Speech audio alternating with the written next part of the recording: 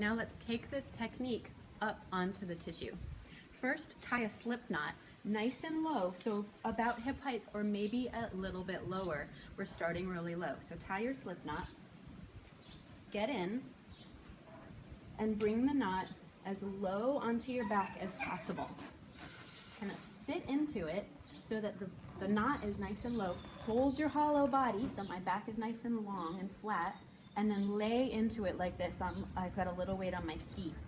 Bring my hands so that my elbows can be nice and bent, and pull my shoulders down. And then from here, imagine you're laying on your back on the floor, and you're going to bend your knees first, bring your toes together, and lift your knees into your armpits and down. Lift your knees into your armpits and down. Lift your knees into your armpits. It's actually in your shoulders. Knees into your armpits and down. Never throw your head back. Keep your chin chest. Keep your back straight, hollow body whole, and bring your knees to your armpits. When you can do 10 of these, then you can start to straighten your legs. Bring your knees to your armpits, straighten your legs. So here I'm in my pancake, folded in half position. Then I bend my knees, keeping my knees into my shoulders, and bring my toes down. Knees up to the shoulders, straighten the legs, folded in half. My elbows are bent the whole time. Bend my knees so my knees stay into my shoulders and come back down again. Once you have that pretty good, then you can start with straight legs. So lifting, imagine I'm laying my back in hollow position like we did.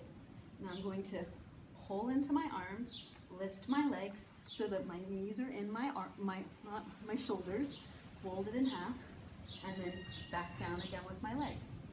Folded in half, and back down with my legs. Once you get there, you can go all the way upside down. Fold it in half, and then bring it upside down. That's the easy part. Notice I'm folded in half still. My legs are not up. My legs are reaching down. I'm folded in half. Get the technique here? That's what I'm going at. Reach my hands back up again. Bend my elbows. Stay folded in half. And then bring my legs back down. Fold it in half. Upside down. Stay folded. Stay folded as I revert. And then bring my legs back down again. Then we're going to bring the knot a little bit higher. Once you've perfected working with the knot down low, meaning you can do 10 of each of those exercises with ease, bring the knot up a little bit higher, or a lot higher for that matter. It can be, chest height. It can be as high as you want it, but we don't have to go too high for now. Get in the knot. There's various ways to do this. You can figure it out. Or you can have a friend help you hold the knot down while you jump up, and you want to get into that position that we just started with before. So I'm going to jump up, and I'm going to bring my knees up so that I can get the knot to my lower back. And then here I can just kind of rest into a straddle back. Again, you can stand on a bench, or you can have a friend get you into this position. From here, I'm going to keep myself folded in half, and I'm going to come revert and then bring my legs back down again.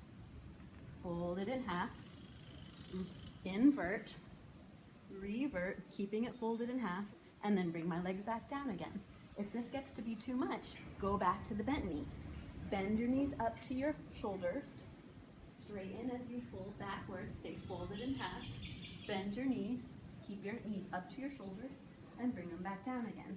Knees up to the shoulders, fold it in half, bring it upside down, and back. So whether you're doing it with straight legs or with bent knees, the point is we're folding ourselves in half before we go upside down. We're staying folded in half as we come back up and bring the legs back down.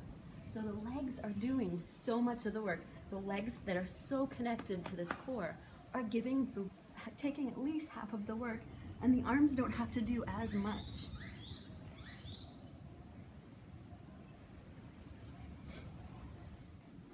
Okay, so when you're ready to bring your straddle up, back, taking the knot away, back to the regular fabric or your robe, remember the technique. We want to use our legs, use all of that long connected strength where our legs, our straddle has been worked, connected to our abs when we go back into the regular straddle up.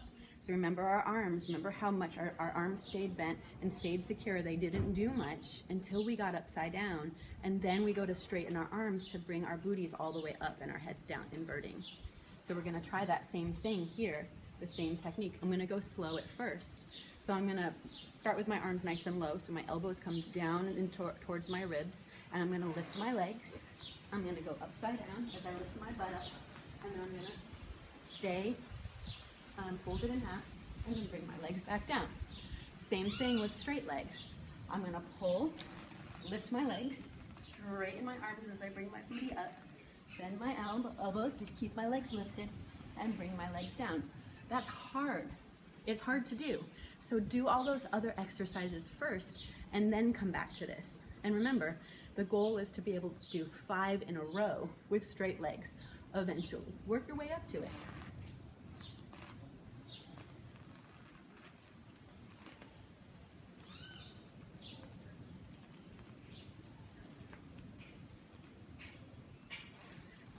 Hoppa! For more tips and tricks, go to sweetretreatsdr.com.